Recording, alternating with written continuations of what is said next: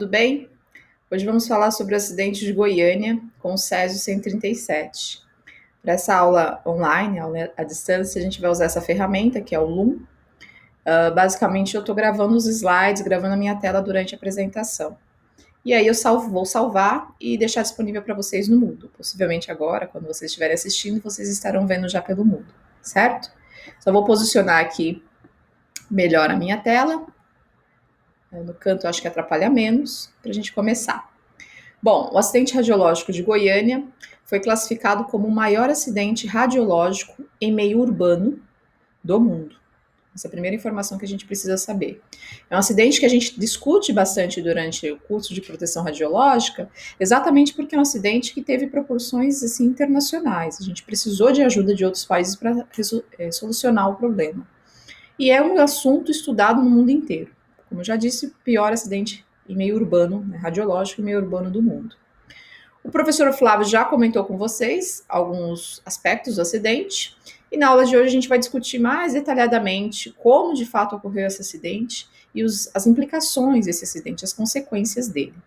Caso vocês tenham dúvida, eu estarei online, abrirei um fórum, um chat no horário da aula para que vocês perguntem e eu responda aí, ok?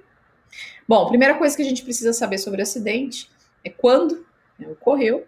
Então, o acidente ocorreu em 1987, em 13 de setembro.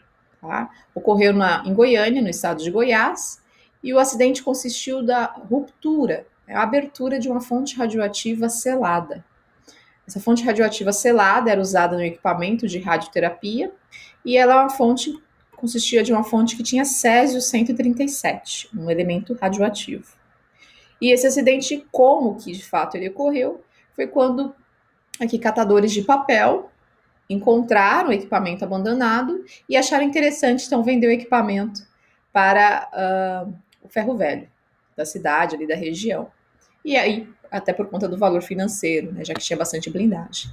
E aí o ferro velho acabou usando, passando essa fonte, abrindo essa fonte, né, de forma imprudente, infelizmente, porque não sabiam do que se tratava, tá? Primeira coisa, né, para a gente entender, o césio, ele significa céu azul, né, vem do latim, e é um elemento químico que o césio 137, de fato, ele é produzido em reator nuclear. Agora, outros isótopos do césio a gente encontra na natureza. Mas quando a gente fala aqui que ele não é encontrado na natureza, a gente se refere ao césio 137. Ele é um produto de fissão, ou seja, ele é gerado dentro de um reator nuclear por meio da interação do urânio 235, tá? Ele, junto com seus outros elementos, né, que o compõem, ele emite radiação beta e gama, e por isso, né, por conta da radiação gama, tem danos biológicos consideráveis. Em outra aula, a gente vai aprender como analisar cada elemento, né? Uma fonte radioativa, por exemplo, de plutônio, qual é a energia, quais são as emissões. Mas por hora é importante que vocês saibam que o césio ele é um emissor gama, né? Ele junto com seus produtos de decaimento. Quais são os efeitos, né? Por que foi um acidente tão impactante no mundo, né? Então, primeiro, envolve o organismo. Os efeitos do césio no organismo, basicamente, ele se comporta como potássio, ou seja, ele é rapidamente absorvido pelos ossos, né, pelo tecido ósseo, e acaba se espalhando também durante esse processo pelos fluidos corporais, tá? Ele vai ser excretado por via urinária e tem uma meia-vida biológica de cerca de 50 a 150 dias. No meio ambiente, né, o césio ele vai se sedimentar em lagos, rios e também pode ficar suspenso no meio ambiente, né, e por isso ele tem uma via de contaminação ambiental muito rápida, tá? E além disso, eu coloco aqui também, é importante lembrar, que ele também é absorvido por plantas, vegetação e solo.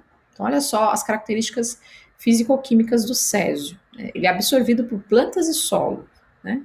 E na medicina ele tinha aplicação, hoje em dia essa aplicação já não é, né, tão real, então não existe mais, já foi eliminada, mas na medicina a aplicação dele é para tratamento de radioterapia, era para tratamento de radioterapia. Então era comum se utilizar fontes de césio devido à sua energia, meia-vida longa, era comum se utilizar fontes de césio em tratamentos de radioterapia, né?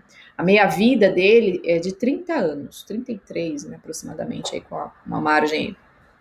Ou seja, né, a cada 30 anos, de forma arredondada, metade da atividade, metade desse elemento decai, ou seja, deixa de existir. né? Reduz a sua atividade. Muito bem.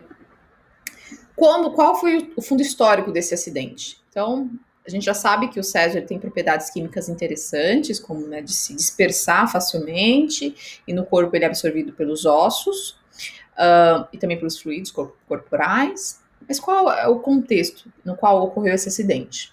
Então, é importante lembrar que existia o Instituto Goiânia de Radioterapia, o IGR. Esse instituto, ele era uma parceria entre médicos e ficava dentro de um terreno da Santa Casa de Goiânia. Depois de um tempo, esse instituto deixou de funcionar, deixou de, né, ter as suas atividades. Né? Em 1985, ele encerrou as operações. Hoje, é mais do que claro que quando a instalação radiativa ela deixa de funcionar, ela tem que comunicar a CENEM, a Comissão Nacional de Energia Nuclear, para que então a CENEM faça todo o recolhimento da fonte, o descomissionamento da instalação, que é quando ela deixa de funcionar.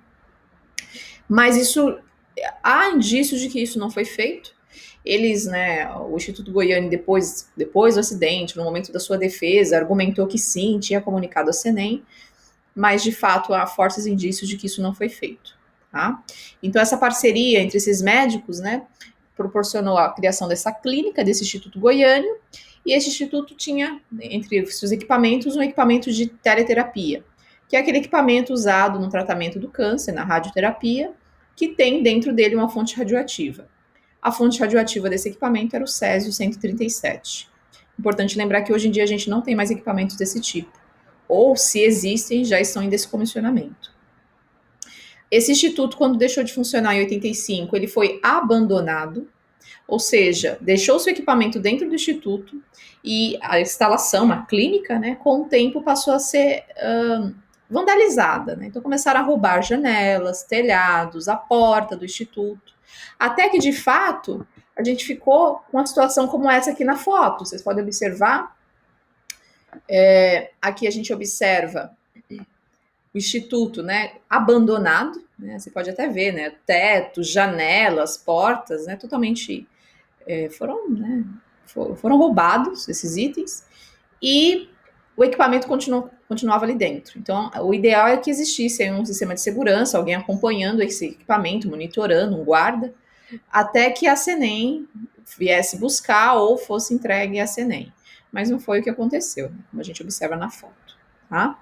E aí, catadores de papel, né, então estavam andando pela região, viram o abandonado, então resolveram entrar para ver se tinha algum material interessante. Eles encontraram material metálico, por isso depois venderam para o ferro velho. Aí no ferro velho, deixa eu colocar aqui no meio, a gente observa o quê? Que já no dia 18 de setembro, né, Wagner, que foi um dos catadores que pegou a peça, né, vende a peça, o cilindro central, né, então o equipamento de teleterapia é um equipamento gigante, mas o cilindro central dele foi vendido, foi roubado, então vendido, para Devair, que era dono desse ferro velho. Eram várias unidades de ferro velho, eram cerca de 3. Mas para esse ferro velho central, então, foi vendida essa peça. Tá? E aí, como eu coloco aqui para vocês no texto, se violou essa peça, então abriu ela, esse cilindro, e dentro encontraram o césio. O césio ele está no formato de pó, como se fosse uma cápsula que podia ser facilmente pulverizada. Pulverizar é quando a gente, né, amassa aquele comprimido, ele fica todo esfarelado. E no cair da noite, o césio ele fica, né, por devido às suas emissões radioativas, ele fica com um tom azulado. Então, isso chamava, é uma característica que chamava a atenção daquelas pessoas leigas. Né? Então, acharam interessante aquele pó azul brilhante. E aí, de fato, isso chamou tanta atenção que as pessoas queriam pegar parte desse particulado, desse fragmento, e levar para sua família, levar para, né, conhecidos, mostrar para amigos. E aí que começou, de fato, a contaminação, que é a presença indesejável do material radioativo.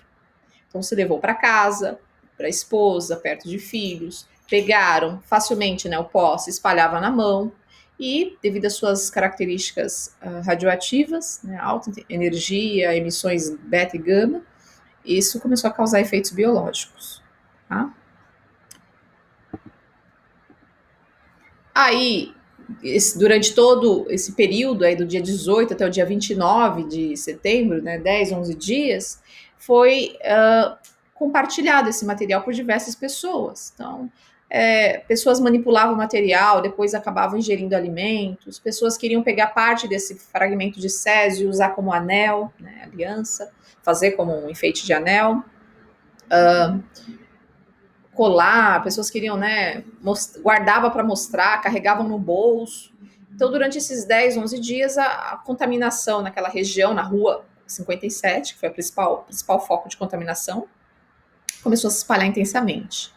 Até que a esposa do dono do depósito, então Maria Gabriela, ela suspeitou que aquele material, ele de fato estava causando mal-estar. Porque as pessoas nesses 10 dias começaram a ter vários sintomas de intoxicação, como ânsia de vômito, diarreia, dores de estômago, enfim, dor de cabeça, principalmente a náusea e o vômito. E aí começou, né, toda a família começou a passar mal, e isso chamou a atenção da Maria Gabriela. Até que ela pegou essa peça, o que restava desse fragmento, então imagina, era uma cápsula de 19 gramas, 100 gramas, mais 19 gramas de césio, e levou isso, o que sobrou disso, para a vigilância sanitária. Então ela pegou, colocou dentro de uma sacola, né, como vocês podem ver nessa foto, né, uma sacola, uma estopa, e aí então levou isso para a vigilância sanitária. A vigilância sanitária, né, ali no primeiro momento não sabia o que fazer, mas então pediu para que ela deixasse aquela sacola numa cadeira no pátio externo do prédio da vigilância. Para levar essa sacola até a vigilância sanitária, Maria Gabriela andou de transporte público, tá? Então aqui eu coloco um trecho para vocês dos relatórios da CENEM. Então todos esses acidentes, eles foram, né, os nacionais, são gerados relatórios, e esse trecho que eu coloco são trechos do relatório da CENEM, transcritos, né? Aqui eu mostro também depois, né, já adiantando o fim da história, depois de se constatar que era um acidente radiológico, né, radioativo, de fato aí se fizeram a blindagem para a fonte, como vocês podem ver nessa foto aqui, ela foi totalmente cimentada. Quando eu falo a fonte, foi tudo isso aqui, cadeiras, o saco, né, esse estopo aqui, enfim, e tudo foi cimentado, tá? Mas foi notificado dia 29 de setembro para a vigilância sanitária. Lembrando que essa fonte, né, foi furtada no dia 13. Aí no dia 29, a cerca de 15 horas, de acordo com o relatório da CENEM, a CENEM, Comissão Nacional de Energia Nuclear, ela é então notificada do acidente por meio de contato telefônico, né? Então aqui só para não ocultar as informações, o físico Walter Mendes, né, ele o que estava viajando, né, retornou ao departamento, né, das instalações nucleares, né, o DIN, Departamento de Instalações Nucleares, e aí o pessoal começou a descrever que existia um equipamento, uma peça, né, que possivelmente tinha causado aí o mal-estar na população. Alguns relatam que foi informado primeiro que algum refrigerante, algum suco, algo que aquela família tinha consumido e os seus amigos próximos estava causando mal-estar. Mas aí, quando a Maria Gabriela levou até a vigilância sanitária a fonte, começaram de fato a associar que aquela peça estranha ali poderia ter causado o mal-estar da família. A partir de então, o físico Walter Mendes, né, se prontificou aí até o local para verificar se aquilo de fato poderia ser um material radioativo, né? Lembrando que as pessoas que passavam mal já estavam sendo encaminhadas para o Hospital de Doenças Tropicais, ali na região. E essas pessoas estavam sendo atendidas por médicos que estavam estranhando os sintomas, né? Inicialmente achavam que era uma virose, até que as pessoas começaram a descrever que existia uma cápsula que brilhava, e aí começou então essa informação cruzada, começou a ser de fato passada, até que chegou a CENEM por meio do físico Walter Mendes. E aí ele foi verificar se de fato aquele material era ou não radioativo, tá? As equipes que foram direcionadas da CENEM e do IRD e também do IPEM, né, que são institutos que eu já mencionei para vocês, institutos da CENEM, foram equipes de proteção radiológica. Então, supervisores de proteção radiológica foram direcionados para o acidente. Equipe de controle ambiental, porque sabia, né, que aquilo ali, a partir do momento que foi detectado que seria um material radioativo, poderia ocorrer contaminação ambiental. Um grupo de rejeito radioativo do IPEM foi também enviado, e um grupo de assistência médica. No Brasil, o único hospital que de fato tem suporte, hospital público, que tem suporte e estrutura para atender radioacidentados, que são pessoas que sofrem algum acidente envolvendo material radioativo, é o Hospital Naval Marcílio Dias, que está só a sigla dele. É um hospital da Marinha e fica localizado no Rio de Janeiro. Então a CENEM já notificou esse hospital falando, olha, a gente tem aí um acidente, potencialmente um acidente radioativo, fiquem aí de sobreaviso. Então, aqui eu coloco, né, que já existia aí o Hospital de Doenças Tropicais, já estava com várias pessoas passando mal, tinham pessoas já acampando aí na barraca do estádio olímpico da cidade, com sintomas bem semelhantes ao da síndrome da radiação. E aí, para de fato confirmar que tudo isso era um acidente radiológico, o físico Walter Mendes, que eu mencionei no slide anterior, ele pegou um detector, né, um contador de radiação, e foi até o local da vigilância sanitária onde estava a fonte. Próximo da chegada, ele não havia nem entrado na vigilância sanitária, mas chegando próximo à vigilância sanitária, o detector saturou. Ou seja, a contagem máxima de material radioativo do detector já estava no máximo. Então, o detector já apontou jogou seu ponteiro na escala máxima. Ou seja, era como se aquele detector não fosse capaz de detectar aquele nível de radioatividade. Aí o físico, com a sua experiência, achou que poderia ser algum problema do detector, voltou, foi em outro local, conseguiu um detector de radiação e retornou à vigilância sanitária. Ele retornando à vigilância sanitária, aconteceu o mesmo fato.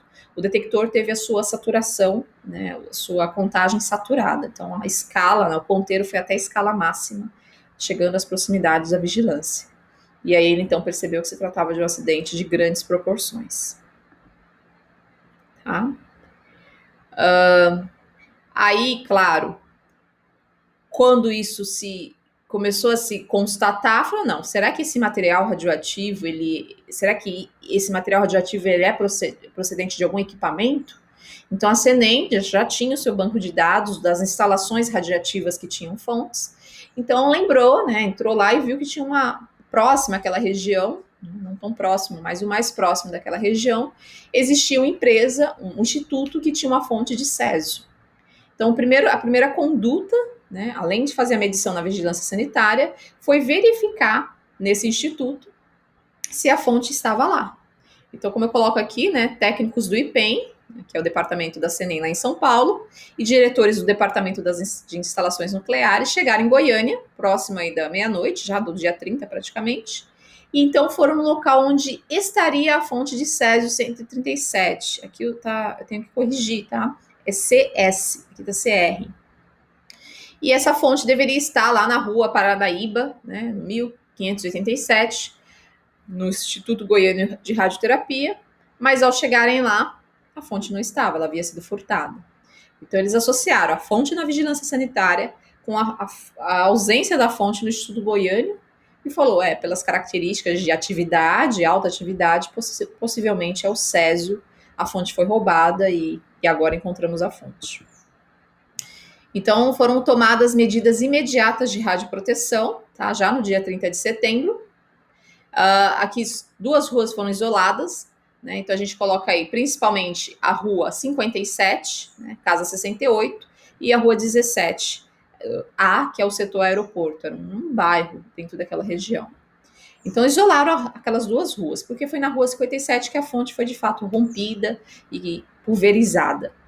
Aí os procedimentos envolveram basicamente atendimento médico às pessoas que apresentavam sintomas de contaminação, troca e lavagem das roupas, né? Isso no momento da monitoração, então essas pessoas iam sendo monitoradas e conforme a presença da radiação da radioatividade era muito elevada, ali elas trocavam as roupas e eram lavadas, né? Tomavam banhos praticamente expostas ao público, sendo, né, com mangueira, esfregaço, né, escova, para tirar a contaminação superficial do corpo. É algo que depois as vítimas relataram como algo muito constrangedor. Foi fornecida também alimentação e orientação adequada, porque o alimento que essas pessoas estavam consumindo dentro das casas já estavam contaminados. Então, a alimentação precisou ser mudada. E, como eu já mencionei, monitoração e esclarecimento ao público. Então, as pessoas começaram a ser convocadas pelos órgãos, né, os governamentais, para então irem até o estádio olímpico, serem monitoradas. Então, se você tem sintomas de náusea, mal-estar, está vomitando, enfim, irritação na pele, vermelhidão, vá até o estádio olímpico para lá você ser monitorada e verificar se existe alguma contaminação radioativa. Se a pessoa estivesse, então, contaminada, as roupas eram trocadas, removidas, essa pessoa ia tomar um banho, sendo lavada em alguns momentos com azul da Prússia, que é um produto que ajuda na remoção da contaminação superficial. E então essas pessoas recebiam novas roupas e ficavam isoladas ali, recebendo tratamento médico também. E os casos mais graves eram encaminhados para os hospitais, para o Hospital Naval Marcílio Dias, no Rio de Janeiro. No mesmo dia é realizada uma reunião com a CENEM. Então aqui eu coloco os tópicos, né, que foram estabelecidos como prioridade para então seguir, conter esse acidente, né? Então, identificar os focos, quais foram as principais, além da rua 57 e da rua 17, existiam outros focos, outros pontos de contaminação? Fazer a monitoração das pessoas no estádio olímpico, como eu já mencionei, fazer o levantamento radiométrico. Então, aí basicamente consistia em andar com um detector Geiger-Müller e outras formas até de detector, para verificar onde estavam os pontos com alta contaminação. Isso poderia ser feito dentro de um transporte, como um carro ou um helicóptero, como também foi feito. Então, prendia esses detectores nas partes externas do veículo e então faziam a ronda na região e encontravam os pontos de maior detecção, né, maior concentração de radioatividade. E ali, então, focavam as suas atividades. Envolveu também monitoração ambiental. Então, monitorar, né, o meio ambiente, isso é muito importante. Será que existia já contaminação do césio nos rios? No lençol freático? Né? Até que ponto a contaminação do césio penetrou no solo? Então, isso também tinha que ser averiguado, porque senão ia se espalhar por toda a região, não só aquelas ruas. E lembrando que o césio é altamente solúvel, ele é um sal. Quando recebe água, ele se dissolve facilmente. E naquele período de setembro para outubro, já tinham fortes chuvas naquela região. E fora que é uma região muito quente. Enfim, além disso, também, durante todo esse processo de emergência radiológica, que também teremos uma aula sobre isso, é muito importante lembrar de informar, notificar, orientar o público. Isso foi feito também, informação correta ao público na medida do possível. É importante lembrar que não existia um plano emergencial para esse tipo de acidente no Brasil. Os planos de emergência radiológica no Brasil consistiam em cuidar para que quando ocorresse, por exemplo, uma explosão em Angra 1, Angra 2, né, Angra 2 ainda naquela época em instalação, e também para quando ocorresse alguma emergência do tipo guerra. Mas emergência do tipo material radioativo e meio urbano não existia um plano definido pela CENEM naquela época. Então, por isso foi tudo, né, reuniões emergenciais. Aqui eu coloco um trecho de um jornal com algumas observações, né? Tem algumas ressalvas, por exemplo, a idade do Wagner e do Roberto, que foram os dois catadores que pegaram inicialmente a fonte, não bate com o que está no relatório da CENEM, mas tirando isso, as outras informações são coerentes. E eu acho interessante porque ele coloca aí um passo a passo para que vocês, né, agora parem nesse slide e vejam a sequência dos fatos, né? E aí tudo isso foi chamado pela CENEM de Operação Césio 137, que era a fonte radioativa. Tá? De fato, o acidente iniciou-se dia 13, mas só foi identificado dia 29 para o dia 30. A CENEM precisou de ajuda, então ela notificou a Agência Internacional de Energia Atômica e as primeiras providências foram todas essas que eu já mencionei para vocês. Aqui é um plano de contaminação, mostrando as principais áreas de contaminação. Então, só para vocês terem uma ideia, o Instituto Goiânio, aqui de radioterapia, é representado pela letra A. Aqui, onde a fonte foi inicialmente, né, roubada, e depois, né, foi sendo rompida, nos ferro velhos, que são representados pela letra C, a letra D e a letra E. E aqui outras regiões que recebiam fontes também. É importante mostrar aqui, ó, o F, que está lá do outro lado, né? Era uma companhia de reciclagem de papel. ela recebeu parte da contaminação dessa fonte de césio. Então, imagina a situação, você tem que monitorar todas essas regiões, né? Em H, na letra H, são as casas contaminadas. Então, possivelmente a rua 57, aqui ó, já apresenta a rua 55. São trechos nos arredores das ruas, aí 57 e 17. Bom, uma vez que foi identificado que, de fato, a fonte radioativa, aquele achado era uma fonte radioativa, era a fonte de césio do Instituto Goiânia, ou seja, uma fonte de alta atividade, foi-se constatado que as pessoas estavam passando mal e que, de fato, era um acidente de grandes proporções.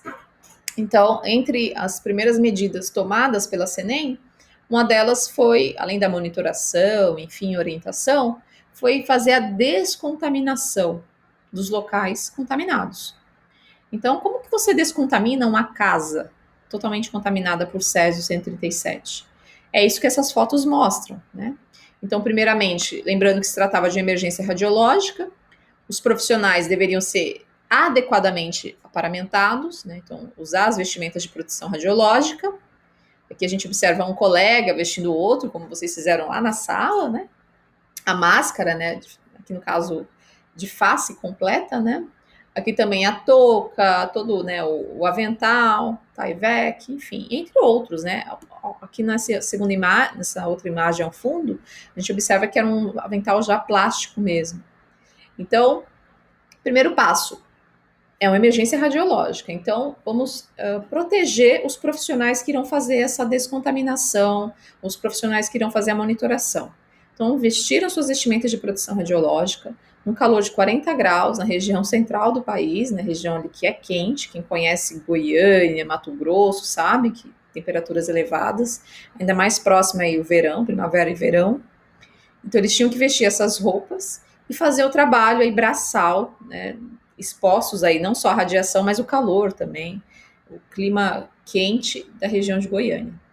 Então, foi algo muito trabalhoso, muito difícil. Eu falo isso como um comentário até pessoal, porque conheci pessoas, meu orientador de mestrado, minha orientadora de doutorado, participaram, né, são pessoas do IPEM, IRD, participaram de fato nessa descontaminação, o professor Roberto Vicente, a professora Elisa Rostelato.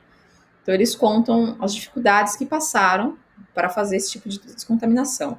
Vocês podem observar que aqui está sendo descontaminada, está sendo cortada, fragmentada uma grande peça metálica, porque essa peça estava contaminada e não dava para descontaminar.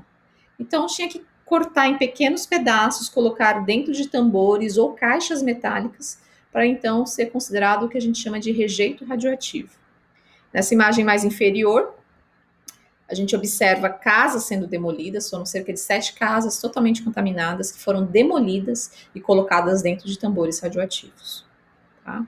Aqui eu coloco um texto mostrando, um trecho mostrando como que era o procedimento de descontaminação, e quando esse procedimento não era efetivo, o objeto, parte dele, era considerado rejeito radioativo, porque não dava para descontaminar. Foram cerca de 19 gramas de césio, se transformou em 3, 4, até 6 toneladas aí de rejeito radioativo. E aqui mostrando as caixas metálicas com sacos plásticos, né, específicos, né, reforçados, para colocar toda aquela casa demolida dentro dessas caixas metálicas e depois fechar e enviar, tratar como rejeito. Então era usado aí tratores. Aqui mostra a equipe monitorando, verificando se aquele teto estava contaminado. Então era bem trabalhoso, dá para ter uma noção aí do trabalho heróico desses profissionais. Aqui mostrando, né, verificando um carro, né, então fazendo aí como se fosse uma técnica de esfregaço para verificar se tem contaminação por césio. Se tivesse, o carro também ia ser jogado fora, né, tratado como rejeito. Imagina as pessoas, né, o dono do carro como não ficava. Aqui mostrando mais uma casa sendo demolida, aqui uma dos profissionais do IPEM, do IRD, realizando a monitoração do solo. Então aqui um pouco de radiologia ambiental, né, radiobiologia, radioecologia.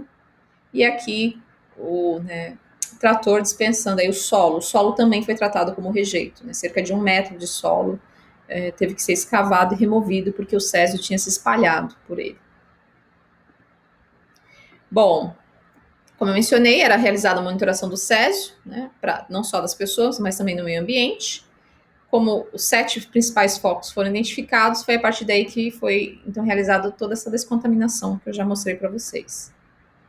A monitoração, enquanto se realizava a descontaminação, né, a geração de rejeitos das casas, daqueles 7 lugares contaminados, no estádio olímpico era realizada a monitoração. Então, as pessoas continuavam sendo convocadas para serem monitoradas. Ao todo, como eu coloco aqui no slide para vocês, foram monitoradas cerca de 113 mil pessoas, né, até o fim do trabalho, todo o trabalho realizado pela CENEM. Não só membros do público, mas também oficiais, né, profissionais da Guarda Civil, bombeiros também precisavam ser monitorados. Então, aqui vocês observam, né? O pessoal já, a vestimenta de proteção de quem estava monitorando era um pouco mais aberta devido ao calor, mas também garantia algum tipo de proteção desde que você não entrasse em contato com as pessoas. E aqui o acampamento que foi criado aí no estádio olímpico, né, no estádio de futebol, chamamos de estádio olímpico também. Então as pessoas começaram a ser acampadas nesse estádio, já que suas casas estavam sendo demolidas. Então, imagina, a pessoa está ali contaminada com material que ela não conhecia, ela não sabia do que se tratava, só sabia que era radioativo e que radioativo era perigoso, via sua casa sendo destruída, via o seu carro, às vezes, se contaminado também sendo destruído, e tinha que ficar acampada em barracas. Então, isso foi o que aconteceu, por exemplo, com a esposa do dono do ferro velho. Então, o Devaí e a sua esposa Lourdes. O Devaí, como ele foi um dos que abriu, teve contato direto com a fonte, já estava mal, então já tinha sido encaminhado para os hospitais de doenças tropicais e depois foi enviado para o Rio de Janeiro, para o Hospital Naval Marcelo Dias.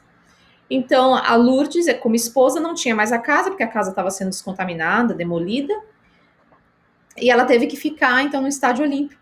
Então, imagina a desinformação. Ela estava ali no estádio de futebol, e o esposo em outro estado, sem conseguir se comunicar, né? A família, os filhos também, uns passando mal, outros não. Então, foi algo crítico, não só do ponto de vista radiológico, mas do ponto de vista social. Isso é muito importante. A gente não pode esquecer das características do acidente. Não foi só um acidente físico, né, no ponto de vista da física e da química, foi um acidente social, né, afetou diretamente a comunidade. Os sintomas que as pessoas apresentavam, né, basicamente, eram náuseas, vômitos, diarreia, tontura, lesões de tipo queimaduras de pele, então a pele vermelha e depois escamava, que é o eritema. E essas pessoas, elas tinham esses sintomas porque elas haviam aí inalado material particulado que estava suspenso no ar. Então o césio também estava ali, né, como um pó se espalhando pelo ar, elas inalavam. Ingestão de frutas, verduras, ou seja, alimentos que haviam sido contaminados. Os animais domésticos também estavam contaminados, também tiveram que ser sacrificados quando não era possível descontaminar. E também existia a irradiação externa, que era quando a fonte estava próxima, a pessoa tinha um contato ali com a fonte radioativa. Né? Aqui eu coloco um trecho que mostra que nesse período de 13 a 29 de setembro houve muita precipitação, ou seja, choveu muito na região, e ventos fortes. Ou seja, piorou a contaminação, porque o césio mergulhou, né, literalmente se espalhou pelo solo e pelo meio ambiente. Aí, de fato, essas pessoas que tiveram essas circunstâncias, elas começaram a apresentar sintomas relacionados à síndrome aguda da radiação, a SAR. S-A-R. Então, a síndrome aguda da radiação, vocês devem ter em radiobiologia, mas a gente fala um pouquinho aqui, de uma forma bem objetiva, só para vocês terem uma ideia, aí são alguns exemplos de imagens de efeitos biológicos. Então, a mão aqui, por exemplo, olha só, vermelhidão, que é o eritema. A gente consegue observar aqui a descamação seca da pele ao redor. Então, a pele vai ficando descamada, né, ressecando, e tem esse eritema. Depois de um tempo, isso aqui vai necrosando, né, dependendo da atividade, do tempo de exposição que a pessoa ficou com uma fonte. Então, aqui era exemplo de Ivo, Devaí e outras pessoas que ficaram segurando a fonte, né, pegaram a fonte, espalharam na mão. Então, tiveram esse tipo de eritema, de lesão 3 dias depois. do contato com a fonte em geral.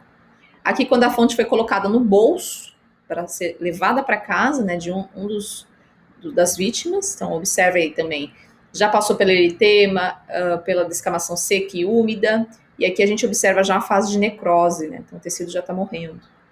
E aqui ainda uma demonstração ainda mais intensa, né, então a pele já em carne viva aqui, pessoa já sendo tratada no Hospital Naval Marcílio Dias, e o risco de contaminação, porque tinha que descontaminar. Lembre-se que a contaminação é a presença indesejável do material radioativo. Então, aqui nesse paciente, na foto inferior, a gente observa que, de fato, o material estava presente, estava causando a necrose. Então, a gente tinha que lavar aquilo ali, né, com o azul da Prússia, por exemplo, para então diminuir a contaminação e fazendo os curativos até que aquilo ali seque e necrose, ou até seja revertido o quadro. Ao todo, foram 49 pessoas internadas em hospital, 22 sobre cuidados médicos intensivos, sendo que 10 estavam em estado crítico, 14 transferidas para atendimento no Rio de Janeiro, e dessas 14 pessoas, 4 vieram a óbito, no final de outubro, incluindo uma menina de 6 anos chamada Leide das Neves, que, inclusive, hoje, até pouco tempo, era o nome que foi dado a uma das instituições relacionadas ao acidente, fundadas depois do acidente. As doses estimadas, de acordo com o relatório da CENEM, foi de 4,5 grays a 7 grays. Doses elevadas e que, de fato, podem levar a óbito. Aqui eu coloco a lista das 4 vítimas fatais imediatas, né? Então, Israel Batista, de 22 anos, que era um funcionário do Devaí, que era o dono do ferro velho. Então, ele trabalhou para remover o chumbo. Então, lembra-se que, não sei se eu mencionei durante a aula, mas eram 2 peças. A peça cilíndrica central, com o césio, e tinha a blindagem de chumbo. A peça central pesava 90, 100 quilos. A blindagem de chumbo chegava a 700 quilos. Então, primeiro roubaram a peça cilíndrica, viram que aquela peça ela tinha material bastante metal, voltaram e roubaram o restante da blindagem, tá? Cabeçote. E Israel foi um dos que participou na hora de remover a fonte aí, o chumbo que estava ao redor da fonte. Morreu no dia 27 de outubro. Admilson Alves, também funcionário de Devaí, que manipulou a fonte, morreu no dia 28. Então, já foram pessoas que já estavam em contato direto com a fonte a partir do momento que a blindagem foi rompida. E Maria Gabriela, que foi quem avisou a vigilância sanitária, levou a fonte, pegou a fonte na sacola, pegou um ônibus e foi até a vigilância sanitária. Então, ela de fato veio a falecer, estava muito próxima à fonte. Era a esposa de Devaí, que era proprietário, né, do ferro velho. E Devaí ele tinha um irmão que era o Ivo. Ivo era casado com a Lourdes, que era mãe, né, eram os pais de Leide das Neves. Então, Leide das Neves era a sobrinha da Maria Gabriela. Ela tinha 6 anos de idade quando o pai dela, né, o Ivo Ferreira, levou a fonte, parte dessa fonte para casa. Ela manipulou a fonte, né, desavisada. A mãe dela, num livro, né, que foi publicado recentemente, em 2017, sobre o césio, a mãe dela dá um relato falando que ela viu a filha mexendo e depois foi tomar banho, não orientou a filha a lavar a mão, e isso deixou ela bem com a consciência pesada, assim, algo que machuca muito ela. Porque a filha, depois de mexer no material radioativo, uma criança de 6 anos, não teve cuidado de lavar as mãos, pelo menos diminuir a contaminação, né? E foi comer um sanduíche de ovo, e por isso ela teve ingestão muito alta de material radioativo, e por ser uma criança de 6 anos, de fato, ela não sobreviveu. Ela veio a falecer aí. E ela foi enterrada no caixão de chumbo, aí também deu cerca de 700 quilos. Aqui mais fotos dos efeitos biológicos, já havia mostrado, né, anteriormente, aqui a evolução, né, dos casos, então membros foram amputados. E aqui mostrando a Leide das Neves, eu não coloquei uma foto dela antes do acidente, mas é bem apresentado, tem várias fotos na internet a respeito, para quem quiser mais. Mas aí já é uma foto dela no Hospital Naval sendo tratada. Então, observe que o cabelo teve que ser cortado, porque naturalmente ela queria mexer no cabelo, isso aumentava o risco de contaminação. E aqui um outro paciente, né, com uma lesão que eu já havia mostrado para vocês. Aqui são os símbolos, as siglas do hospital. Tá, aqui mostrando o Daí, né, Ferreira. E aqui eu não consigo reconhecer também uma vítima, uma das vítimas. Bom, lembrando que tudo isso esses cuidados com esses radioacidentados foi realizado no Hospital Naval. Aqui é uma foto mostrando a equipe do hospital. Essa equipe ela tinha que ser totalmente monitorada, vestir roupas especiais, né, para lidar com esses radioacidentados. Pessoas trabalhadores, pessoas que trabalhavam para a agência no acidente com Chernobyl, também foram recrutadas, vieram ajudar, auxiliar os profissionais de saúde no Brasil. Então foi, até porque o acidente de Chernobyl tinha ocorrido um ano antes, né? Então, também contribuíram aí para esses radioacidentados, para o tratamento deles. E a taxa de dose em contato com a pele era de 15 milisievert por hora. Então era um risco de contaminação muito alto, tinha que revezar as pessoas no tratamento. Bom, na parte final do acidente, é importante falar dos rejeitos radioativos, que foi um dos maiores, foi o maior problema de gestão relacionado ao acidente, é transformar tudo aquilo que estava contaminado em rejeito radioativo. Então, para isso foi recrutado uma equipe do IPEN, Instituto de Pesquisas Energéticas e Nucleares, localizado em São Paulo, na USP, e aí eles tinham que resolver questões como estabelecer como que esse material ia ser removido, onde esse rejeito, esse lixo radioativo, que a gente chama de rejeito radioativo, iria ser colocado, qual era a quantidade de resíduo ou de rejeito que ia ser gerado.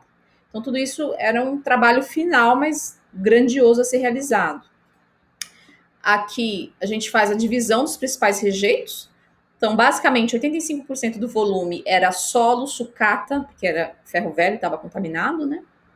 Então, eles foram armazenados em tambores de 200 litros, que são aqueles tambores típicos de rejeito radioativo. Eu tenho algumas fotos mais à frente. Plástico, tecido, roupas, era cerca de 11% do volume. Animais domésticos que estavam contaminados, não tinha como descontaminar. Frutos, né, de vegetação, né? Frutos, né? Por exemplo, tinha uma mangueira que ficou inteira contaminada, todos os seus frutos foram tratados como rejeito radioativo. Madeira, consistiu em cerca de 4%, 4% do volume. Também foi acondicionado em tambores, intercalado aí com camadas de cal e carvão vegetal, por conta da degradação biológica, aí, por exemplo, dos animais, dos frutos. E aqui imagens aí do trabalho de desmontar em uma casa e transformar ela colocar uma casa inteira dentro de tambores radioativos, né? E lembrando que a fonte, ela foi imobilizada, como eu mostrei lá no começo, também virou um rejeito radioativo. Depois, todos esses rejeitos, quando eles foram de fato colocados em tambores, em caixas metálicas, eles ficaram num depósito temporário, que é o que a gente consegue visualizar aqui. Não era o depósito definitivo, foi considerado um repositório, né, um depósito aí temporário. E esse depósito, essas caixas metálicas eram cobertas com a lona, imagina quantas lonas foram providenciadas, mas estavam expostas aí à chuva, sol, à erosão do tempo. Então, por isso foi necessário construir um repositório definitivo. Esse repositório definitivo foi construído na cidade chamada Abadia de Goiás, ficava a cerca de 23 quilômetros de Goiânia, onde ocorreu o acidente. Na época não era nem uma cidade, mas hoje ela já foi, né, emancipada aí como um município. E aí, aqui a gente observa a foto de como que ficou esse repositório final, ou seja, um departamento de rejeitos radioativos, só que não ficou enterrado, ele ficou sob o solo, né? Fizeram a montanha, né? Como vocês podem ver aqui, né? Solo compactado, a montanha, né? Verde aí, bonitinho, que foi, né, plantada. E abaixo dessa montanha tem, de fato, todo um sistema de depósito de rejeito radioativo. A ideia é que a superfície dessa montanha, ela tenha dose para público, de, né, 1 milisievert ao ano. Então, por isso as pessoas fazem visitação, por isso que é comum ver pessoas visitando essa região. Em 2017 teve um congresso, como eu mencionei para vocês, e nesse congresso, de fato, foi feita uma visita, né? Eu participei, e na visita a gente monitorava a superfície, realmente está dentro do limite para nível do público. Aqui só uma ideia para quem quiser ter uma noção de como que ficou o gerenciamento em números, né? Foram 5 grupos de rejeito, aqui eu coloco do grupo 2 ao 5. O grupo 5 é o grupo que tem um tambor, uma caixa metálica com a fonte radioativa, aquela fonte né, aquela cadeira lá cimentada. E o tempo de decaimento são cerca de 300 anos. 10 meias-vidas para então deixar de fato apresentar algum risco. E aqui um esquema que mostra, aqui na parte central, a distribuição de todos esses tambores. Então não é só colocar o rejeito dentro do depósito e deixar. A gente precisa saber onde estão os rejeitos de maior atividade. Então para isso tem que ter um esquema, né? Como se fosse um croquis ilustrativo mesmo. Então aqui a gente observa o grupo 5, nesse caso foi dividido em mais tambores, mas a parte central onde tem a fonte com maior dose, uma fonte que tem a maior atividade. Então ficou bem no centro, para os outros tambores servirem de blindagem. E aqui mostrando como ficou dividido, primeiro andar, segundo andar. Ou seja, apesar de ser algo que a gente não visualiza, porque está enterrado, mas quando for abrir aquilo ali, a gente tem todo um sistema sabendo o que foi armazenado, qual é de maior atividade, como que está organizado. Aqui é uma foto mostrando, né, por fora. E lembrando que teve material radioativo que saiu de Goiânia, aqui na parte superior desse mapa, e veio chegar em São Paulo, por exemplo, em Osasco. Como? Como que um acidente que ocorreu em Goiânia chega, né, atinge a região de São Paulo? Então, parte de papel contaminados, papelão contaminado, porque estava ali junto com a sucata do ferro velho, foi enviado para outros depósitos, como em São Carlos, Araras, São Paulo e Osasco. Então, os que chegaram em São Paulo foram detectados e estão armazenados no IPEM. Então, tem rejeito radioativo de Goiânia armazenado em São Paulo. E a gente fez um trabalho recente sobre isso, mostrando qual é o estado desse rejeito. Quem tiver interesse, depois eu posso enviar também. E isso aí foi interessante porque foi descoberto, né, um dos pesquisadores do IPEM estava andando na rua, andando num carro da Senem, com o detector ligado. Porque foi fazer a monitoração, deixou o detector ligado. Passou um caminhão, esse caminhão tinha fardos de papel provenientes de Goiânia, contaminados. O caminhão passou perto, o detector disparou. Aí é até interessante ele contando essa história. Ele fala que achou estranho, falou, não, alguma coisa aconteceu aqui. Aí começaram a perceber que, conforme avançavam e ficavam próximo ao caminhão, o detector disparava. Então falou, segue o caminhão, porque tem material radioativo aí. Então, para você ver como não é fácil a vida aí de um supervisor de produção radiológica. E aí seguiu o caminhão, monitorou o caminhão, explicou para o motorista e, de fato, tinha material contaminado, são rejeitos, né, com césio, então 30 anos de meia-vida. Realmente ele teve que devolver esse material aí para o IPEM, entregar esse material para o IPEM, para então virar rejeito radioativo. Então são cerca de 50 tambores armazenados, fora as caixas metálicas no Instituto, enfim, no IPEM. E aqui só para lembrar que alguns rejeitos receberam atenção especial. Então aqui vocês devem lembrar, né, a fonte, então a cadeira junto com o restante da fonte aqui, blindada em cimento concreto, né, bem reforçado, e colocado numa caixa metálica arredondada, especial. E aqui 8 tambores que ainda tinham altas taxas de dose, então já estava o material dentro do tambor. O tambor teve que ser cimentado para então esse material ficar dentro do limite aceitável para ser armazenado. Claro, todo esse rejeito não está só colocado né, abaixo daquele morro que a gente viu e esquecido. Ali naquele terreno foi construído um laboratório de radioecologia, como vocês podem ver aí na foto. Recebeu diversos nomes né, com o passar dos anos, né, Fuleide, Suleide, tudo em homenagem à Leide das Neves, que foi a vítima que mais comoveu a população, né? E existe até hoje essa central. Hoje, basicamente, é um departamento de pesquisa e também um departamento de cuidado a pessoas radioacidentadas de Goiânia.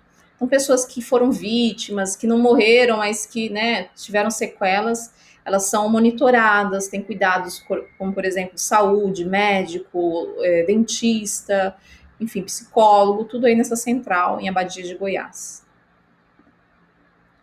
E aqui, só para vocês terem ideia onde, né, a distância, né, da cidade para o terreno onde tem os rejeitos, né? O eixo é rejeito, refere-se ao rejeito. E o laboratório de radioecologia aqui marcado como a letra C.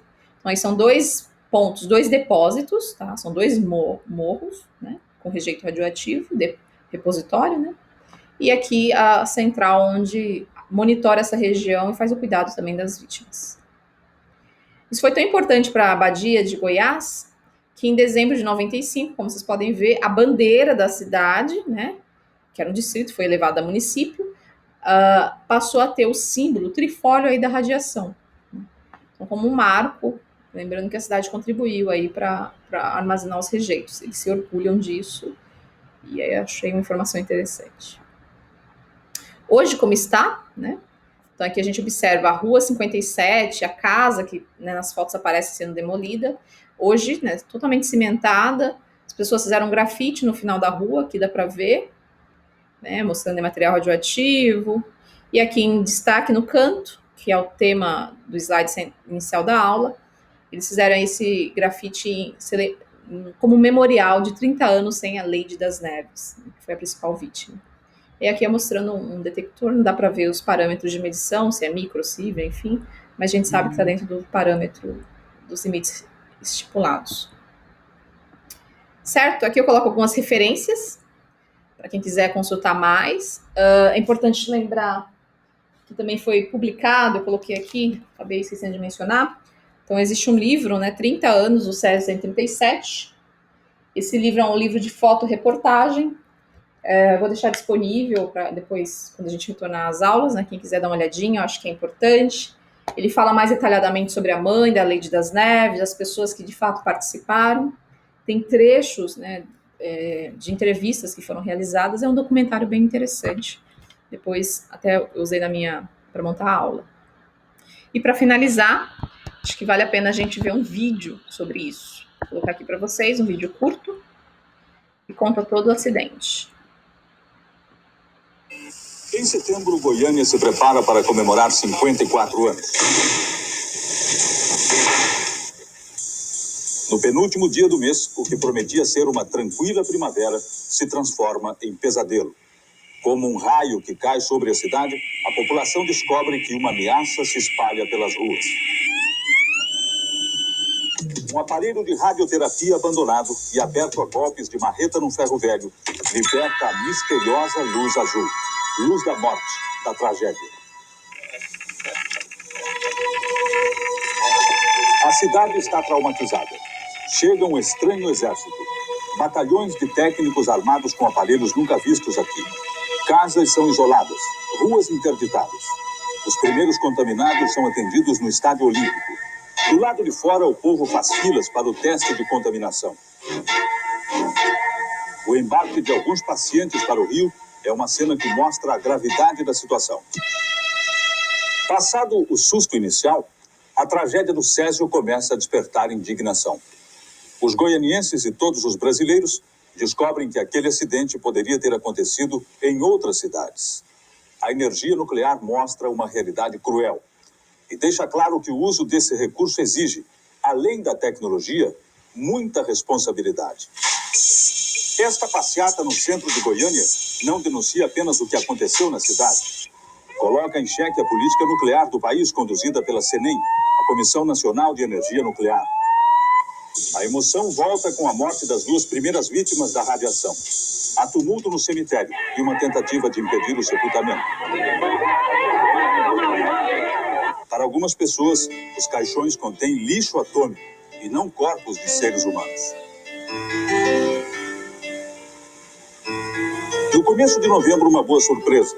Alguns pacientes que estavam sendo tratados no Rio melhoram e voltam para casa. O estado de saúde de milhares de pessoas terá de ser acompanhado pelos médicos durante muitos anos. As áreas atingidas pelo Césio passam a ser descontaminadas. Uma delas será a Praça Lady das Neves Ferreira, homenagem de Goiânia à menina de 6 anos, que se transformou num símbolo do primeiro grande acidente radioativo no Brasil.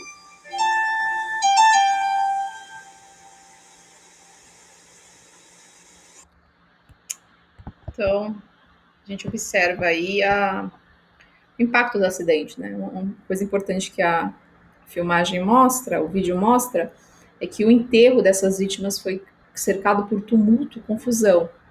Foram enterradas em caixões, esses caixões eram revestidos na parte interna por chumbo e na parte externa madeira. Então, muitas pessoas não queriam não entendiam que a blindagem estava ali dentro, que poderia, né, que ia ser concretado, que ia ter, né, camadas de uma tampa de concreto reforçada para evitar contaminação ou exposição. Mas as pessoas não tinham noção disso. Então, imagina a dor, né, para os familiares tentar enterrar o seu próximo, o seu familiar e não conseguir. Né? Um dos relatos mostra que a primeira dama do estado, né, agora eu não lembro, Sônia, mas enfim, ela teve que pedir, né, tomar a frente ali e humanamente pedir para que deixassem a mãe da Lady das Neves, né, a Lourdes, fazer o enterro da filha. Então foi bem complicado. Como mencionei, foi um acidente também que envolveu muita questão social. Certo, pessoal? Bom, são vários detalhes sobre o acidente, tem bastante coisa que dá para ser discutida, falada. Se você teve dúvida, alguma coisa não ficou clara, aproveite, eu vou deixar um fórum aberto, acho que será uma boa forma de comunicação. Você deixa a sua pergunta lá e eu vou respondendo, ok? Bom estudo para vocês e até a próxima semana.